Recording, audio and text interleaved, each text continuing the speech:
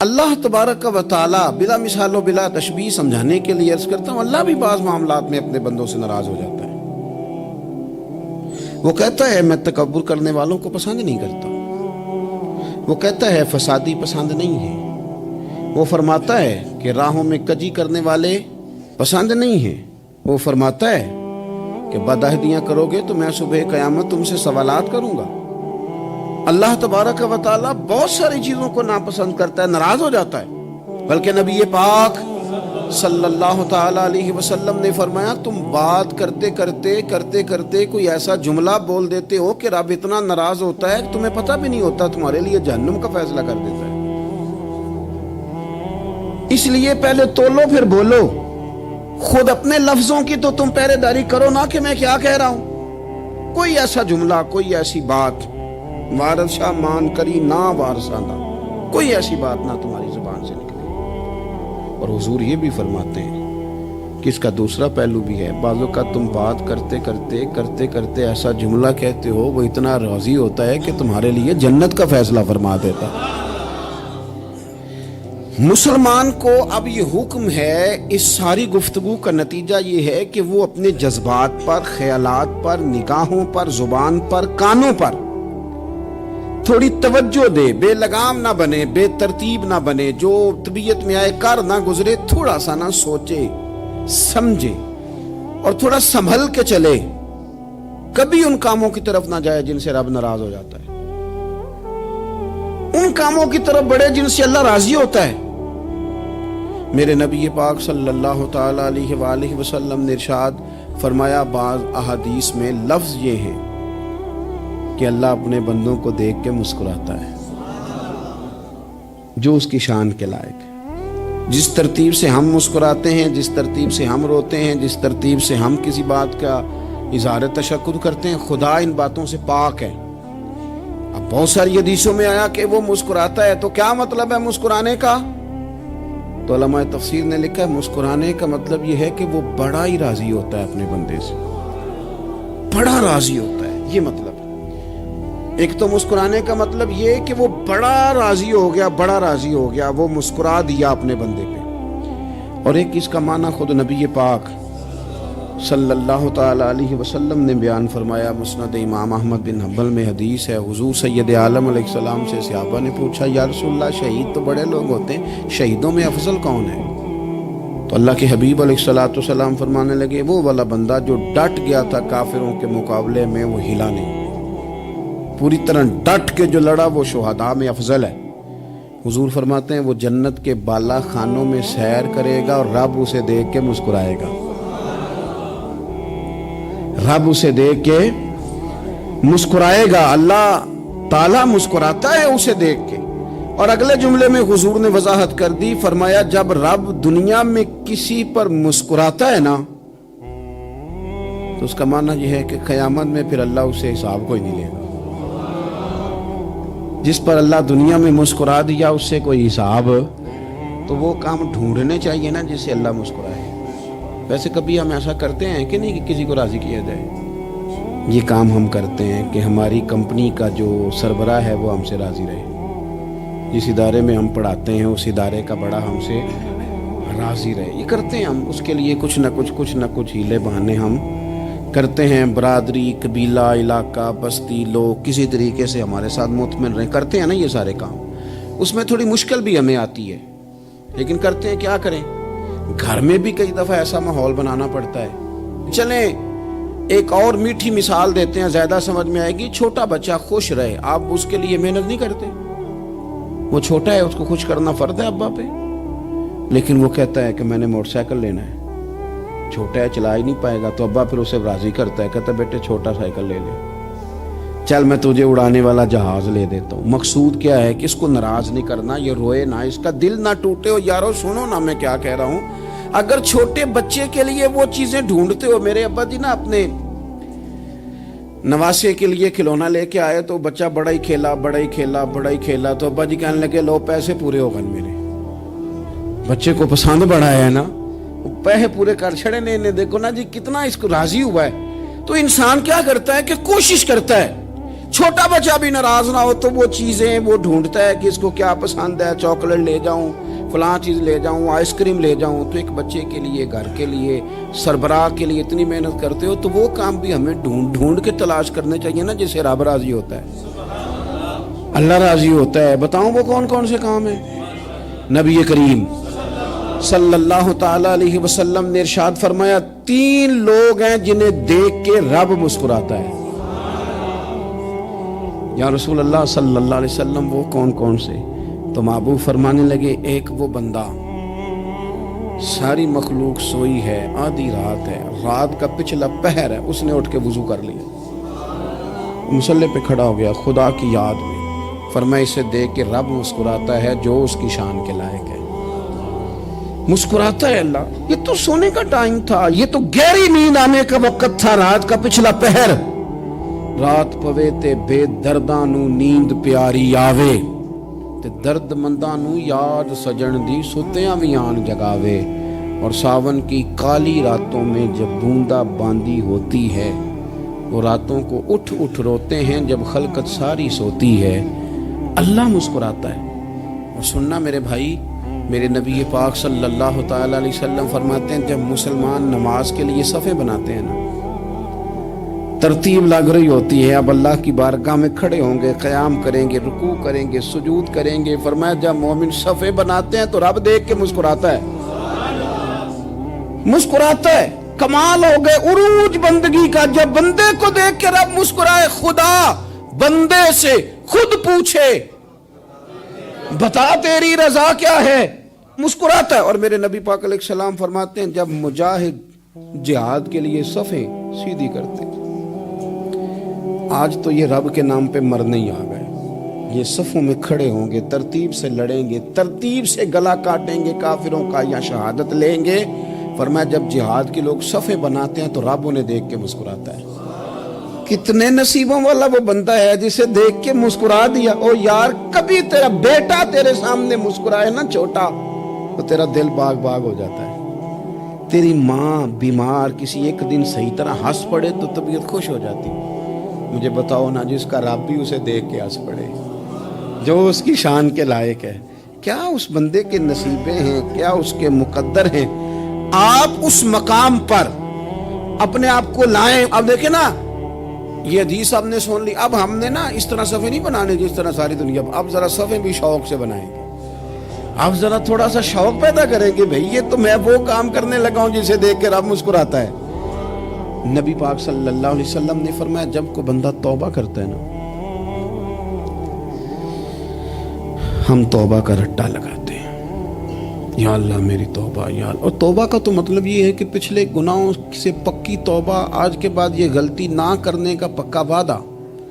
तूने सारी शबे बरात रो के गुजारी है, बता सवेरे झूठ जोड़ने का इरादा है तेरा, आज के बाद रिश्वत तो नहीं ना लेगा, मिलावट तो नहीं ना करेगा, ये तौबा है। और अगर सारे काम उसी तरह करने तो फिर ये तौबा का रट्टा है, तो जितना मर्जी लगाओ। हजरत अली बिन रबिया रदी अल्लाह ताला अन्हु फरमाते, मैं मौला अली के साथ था, मकाम हर्रा की तरफ जा रहे थे, हजरत अली ने हाथ उठा के दुआ मांगी हमारी तालीम के लिए, वरना हजरत अली हम सहाबा को महफूज अनिल खता तो मानते हैं ना। हाथ उठा के कहा, ऐ अल्लाह हमारे गुनाह बख्श दे, तेरे अलावा कोई माफ करने वाला नहीं। और फिर हजरत अली आसमान की तरफ देखा और देख के ना हजरत अली बिन रबिया को तो मुस्कुराए। हजरत अली बिन रबिया कहने लगे, हुजूर मुस्कुराए क्यों हो? फरमाने लगे, एक दिन मैं हुजूर के साथ इसी तरह आया था, इसी तरह हुजूर ने दुआ फरमाई थी हमारी तालीम के लिए, और फिर हुजूर मुझे देख के मुस्कुराए थे और फरमाया जब कोई बंदा रब की बारगाह में इस तरह इस्तिगफार करता है तो रब मुस्कुराता है, और मुस्कुरा के फरमाता, देख लो मेरे बंदों को पता है कि मेरे अलावा माफ करने वाला कोई नहीं, इन्हें पता है। तुम उसकी बारगाह में रुजू तो लाओ, आओ तो सही दो आंसू लेकर। इकबाल कहते हैं कि मोती समझ के शान ने करीमी ने चुन लिया, कतरे तो गिरे मेरे अर के इंफाल के, 2 मैंने आंसू बहाए थे तो उसके करम ने तो मोती समझ के चुन लिया। सुनो ना हुजूर, इस इस्तिगफार को अल्लाह को, यार रात को तौबा करके सोना चाहिए हमें। कुछ गलतियां हम करना नहीं चाहते पर हमसे हो जाती हैं, कुछ दिल हम तोड़ना नहीं चाहते पर वो टूट जाते हैं, हमारी मजबूरी होती है टूट जाते हैं। رات کو اس کی بارگاہ میں ہاتھ باندھ کے کشکول طلب دراز کر کے خوب استغفار پڑھنا چاہیے کہ مالک بندے ہیں نا، کیا کریں، نفس کا ساتھ ہے، دنیا کا ساتھ ہے، خواہشات نفسانیہ، مالک معاف کر دے، درد سے توبہ، رسم نہ ہو، کہانی نہ ہو، لفظ نہ ہو، جملے نہ ہو، اور جناب ایسے لوگوں کے بیچ بڑے ہاتھ باندھ کے اور بڑا کوئی ضرورت نہیں، آپ اکیلے اپنی چارپائی پہ بستر کے اندر منہ دے کے بھی درد سے کہیں گے نا معاف کر دے تو وہ تو مہربانی بڑا ہے۔ میرے نبی پاک صلی اللہ علیہ وسلم مثال دیتے ہیں، فرمایا ایک آدمی صحرا میں جا رہا، صحابہ سے حضور خطاب کر رہے ہیں، فرمایا ایک آدمی صحرا میں جا رہا تھا، اس نے اپنی اونٹنی پہ کھانا پانی پیسے ہر چیز رکھی ہوئی تھی، صحرا تھا بہت بڑا، درمیان صحرا کے گیا تو تھوڑا سا سستانے کے لیے آرام کرنے کے لیے اونٹنی سے نیچے اترا، اب اس نے اونٹنی کی لگام اونٹنی کی نکیل اپنے سرہانے کے نیچے رکھی، ہاتھ کے ساتھ پکڑی اور سو گیا۔ تھوڑی ہی دیر کے بعد جب اس کی آنکھ کھلی تو دیکھا اونٹنی غائب ہے۔ صحرا میں وہ پیدل نہ آگے جا سکتا ہے، نہ پیچھے جا سکتا ہے، نہ دائیں نہ بائیں، کھانے کو روٹی نہیں، پینے کو پانی کا قطرہ نہیں، تھوڑا ادھر بھاگا ادھر بھاگا، تھک گیا۔ کریم محبوب فرماتے ہیں وہ پوری طرح نڈھال ہو گیا اور مایوس ہو گیا، معاذ اللہ، مایوس ہو کے دوبارہ اسی جگہ آ کے لیٹ گیا جہاں پہلے لیٹا تھا، انتظار کرنے لگا کہ اب موت ہی آئے گی، آخری وقت ہے، اب نہ میں پیدل یہ صحرا کراس کر سکتا ہوں، نہ پیچھے جا سکتا ہوں، نہ کھانا ہے نہ پانی ہے، سوائے موت کے کوئی سہارا نہیں۔ حضور فرماتے ہیں وہ رستے میں دوبارہ لیٹ گیا، اچانک اس نے رخ بدلا تو اونٹنی سامنے کھڑی تھی۔ حضور نے صحابہ سے پوچھا بتاؤ نا اسے بھلا کتنے کو خوشی ہوگی؟ یا رسول اللہ جسے نئی زندگی مل گئی ہے۔ آپ دیکھیں نا سارے ڈاکٹروں نے کہہ دیا کہ اس کے تو گردے معدہ جگر ہر چیز ختم ہے، گھر لے جاؤ خدمت کرو، ہر طرف پریشانی ہے، وہ بندہ بھی سمجھ گیا ہے کہ آخری وقت آ گیا، کل جاؤں پرسوں جاؤں، تیاری ہو گئی، سب لوگ آ گئے، باہر والے بھی آ گئے، یہ ماحول ایک عجیب رنگ اختیار کر گیا۔ اچانک ایک ڈاکٹر نے آ کے کہا نہیں غلطی لگ گئی تھی۔ مجھے بتائیے انداز کیا ہوتا ہے؟ بغیر دوائی کے بندہ اٹھ کے کھڑا نہیں ہو جاتا، او میں تو بچ گیا ہوں۔ نبی پاک صلی اللہ علیہ وسلم فرمانے لگے اس کی اونٹنی مل گئی، بتاؤ بھلا اسے کتنی خوشی ہوگی؟ یا رسول اللہ وہ تو دوبارہ دنیا میں آ گیا۔ حضور فرمانے لگے اسے کچھ بھی خوشی نہیں ہوئی۔ جب کوئی رب کا گناہگار بندہ آ کے توبہ کرتا ہے، رب کو اس سے کئی گنا زیادہ خوشی ہوتی ہے۔ میرا بندہ آ گیا ہے، میرا بندہ آ گیا ہے، میرے گھر آ گیا، اس نے آنسو بہائے ہیں، اس نے کہا اللہ میں تیرا ہی ہوں، تیرا ہی رزق کھاتا ہوں، تیری ہی زمین پہ رہتا ہوں، تیرے نام سے میری سانسیں چلتی ہیں۔ وہ آ گیا۔ فرمایا اس اونٹنی والے سے زیادہ رب کو خوشی ہوتی ہے جب گناہگار آ کے توبہ کرتے۔ گناہگاروں کے آنسو اس کی بارگاہ میں بڑے مقبول ہیں، لیکن ہم رسم ادا کرتے ہیں، توبہ نہیں کرتے، ہم اپنے آپ کے ساتھ دھوکہ کرتے ہیں، جھوٹ بولتے ہیں۔ ہم بندہ کوئی ناراض ہو جائے تو ہمیں کو نہیں نیند آتی، اس کے گھر چلے جاتے ہیں۔ ہم اپنے سارے رشتوں کو تعلقات کو مینٹین کر کے رکھنے کے عادی ہیں، ہمیں پتہ ہے کہ وہاں میں نہیں جا سکا تو بیٹا بھیجتا ہوں، فلاں شادی پہ میں نہیں جا سکا تو بھتیجا بھیجتا ہوں، بھائی بھیجتا ہوں، ہر تعلق کا ہم نے خیال رکھا کوئی روٹھ نہ جائے۔ لیکن کمال ہے نا، یہ نہیں سوچا کہ اگر رب روٹھ گیا تو جب وہ روٹھ جائے نا تو سارے رشتے بھی بندے کے پاس موجود ہوں تو کوئی کرامت نہیں ہوتا، پھر کروڑوں روپیہ جیب میں ہوں تو ڈاکٹروں کی دوائیاں اثر نہیں کرتی۔ وہ روٹھ جائے تو پھر انسان اس طرح سے پھسلتا ہے کہ بڑے بڑے اس کے پاس دروازے ہوتے ہیں پر کسی جگہ اس کا ہاتھ نہیں لگتا۔ خدا را خیال کریں، دنیا روٹتی ہے تو روٹھ جائے، رب رسول ناراض نہ ہونے پائے، اس کا خیال کریں۔ حضور فرماتے ہیں وہ مسکراتا ہے، اسے خوشی ہوتی ہے جب کوئی اس کا بندہ اس کی طرف رجوع کرتا ہے۔ میرے عزیزو، رسول پاک صلی اللہ تعالی علیہ وسلم نے ان لوگوں کے تذکرے کیے جنہیں دیکھ کے رب مسکراتا ہے۔ ہم نا گناہگاروں پر بھی فتویٰ دینے میں جلدی کرتے ہیں اور نیکی پر بشارت دینے میں بھی جلدی کرتے ہیں، حالانکہ یہ ہماری ذمہ داری نہیں۔ پتہ نہیں اللہ تعالیٰ کس کو کب توفیق توبہ دے کے اپنے قریب کر لے، لیکن بڑی جلدی ہے، بڑی جلدی فتویٰ دینے میں۔ اور یہ فتویٰ اب صرف مفتیوں کا نہیں رہ گیا، یہ میری طرح کے آپ کی طرح کے ڈھیروں لوگ ہیں جنہوں نے جیب میں فتوے ڈالے ہوئے، بھئی آپ نے کیوں ذمہ داری لے لی ہے جنت میں داخل کرنے کی اور نکالنے کی؟ یہ تو میرے رب کریم کا کرم ہے، وہ جس کو چاہے جب چاہے جتنا چاہے عطا کرے۔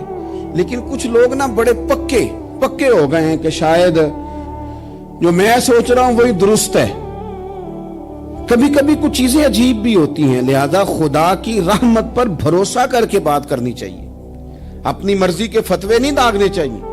وہ دیکھو جی فلانا بندہ یوں کر رہا ہے، آپ کو پتہ ہی نہیں پوری بات کا، آپ کو علم ہی نہیں پوری بات کا۔ حضرت بہاءاللہ نقشبند بخاری رحمت اللہ علیہ فرماتے ہیں میں حج کرنے گیا تو وہاں میں نے ایک آدمی کو کروڑوں کا کاروبار کرتے دیکھا، تو میرے دل میں خیال ہے یہاں بھی اللہ اللہ کرنی چاہیے تھی، دنیا داری کر رہا ہے۔ لیکن فرماتے ہیں حج سے فارغ ہوئے تو میں نے دیکھا وہی بندہ سارا کچھ رب کی بارگاہ میں خیرات کر رہا ہے، اور سینکڑوں غریب حاجی ہیں جن کو پورے خرچے دے رہا ہے۔ تو میں نے وہیں اپنی سوچ سے توبہ کی کہ میں کہاں تھا، بڑی جلدی کھڑے نہ ہو جائیں۔ حضرت حسن بصری رحمت اللہ تعالیٰ علیہ ارشاد فرماتے ہیں کہ میں دریا کے کنارے گیا تو وہاں میں نے ایک شخص کو دیکھا، وہ اپنی ایک خاتون کی گود میں سر رکھ کے بیٹھا اور قریب ایک بوتل بھی پڑی ہے۔ میرے دل میں معاذ اللہ خیال آیا کہ دیکھو کس انداز میں ایک عورت کے ساتھ یہ ہے، اور پاس بوتل بھی پڑی ہے، جانے شراب ہے۔ کہتے میں سوچ ہی رہا تھا کہ اچانک کی کشتی آ رہی تھی دریا میں، وہ ہچکو لے کھائے، کشتی میں 4-5 لوگ تھے، وہ دریا میں ڈوبنے لگے۔ وہ آدمی تیزی سے اٹھا، دریا میں چھلانگ لگائی، پہلے ایک کو نکالا، پھر دوسرا نکالا، پھر تیسرا نکالا، ایک بندہ رہ گیا۔ کہنے لگا حضور مجھے تو آپ نے گناہگار سمجھا ہے، میں تو بڑے غلط انداز میں یہاں بیٹھا ہوں، آپ نے جو سوچا چلیں یہ چوتھا بندہ آپ نکالنا ہے، کرے نا یہ کام، کرے نا یہ کام۔ بڑے بھولے بھالے بڑے اللہ والے، ریاض آپ کو بس ہم ہی جانتے ہیں، اتنی جلدی فتویٰ۔ حضرت حسن بصری فرماتے ہیں میں پشیمان ہوا، میں نے کہا مجھے تیرنا نہیں آتا، تو دیر نہ کر چوتھا ڈوب نہ جائے۔ کہتے اس نے چھلانگ لگائی، چوتھا بھی نکال لایا، اور کہنے لگا حضرت آپ نے جلدی کی سوچنے میں، یہ بی بی میری ماں ہے اور یہ سرکے کی بوتل ہے۔ ہم ماں بیٹے کا یہ مشغلہ ہے کہ یہ وہ جگہ ہے جہاں آ کے لوگ مسافر اترتے ہیں، اور یہاں سے کسی کا گھر 100 میل ہے، کسی کا 200 میل ہے۔ ہم صبح سرکہ کھجوریں روٹیاں لے کے یہاں آتے ہیں، مسافروں کی نوکری کرتے ہیں، کوئی پریشان ہو تو مدد کرتے ہیں۔ حضرت خواجہ حسن بصری فرماتے ہیں میں نے معافی مانگی، ان سے بھی مانگی، رب سے بھی مانگی۔ انہوں نے مانگ لی نا، بزرگ تھے، پر ہم کو نہیں تیار مانگنے کو۔ ہم ہر وقت بدگمانیاں، وہ فلانا فلانے جرم کرتا تھا، میں اسے اب کیسے نیک مان لوں؟ بھئی اب وہ نمازی ہے،